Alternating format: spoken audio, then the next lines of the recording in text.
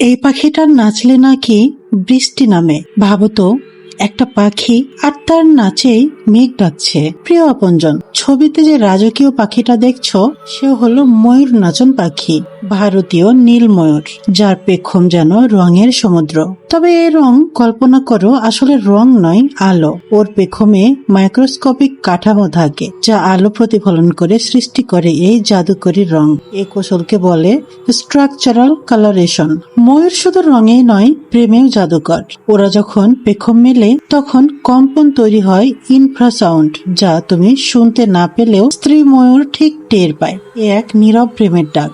আর বিশ্বাস করো, ওরে বিস্ময়কর রূপ দেখে চিতা পর্যন্ত পিছিয়ে যায়। লোককথায় বলে ময়ূর নাচলে বৃষ্টি নামে। আসলে ওরা আর্দ্রতা টের পেয়ে আনন্দে নাচে, আর মানুষ ভাবে নাচে নাকি বৃষ্টি ডাকা হয়। জানার না জানার মাঝামাঝি যেটুকু বিস্ময়, সেইখানে থাকো, শিরিনের গল্পে থাকো। আর তোমার মতোই কেউ অপেক্ষা করছে এই গল্পটা শোনবার জন্য। শেয়ার করে পৌঁছে দাও প্রিয় আপনজন।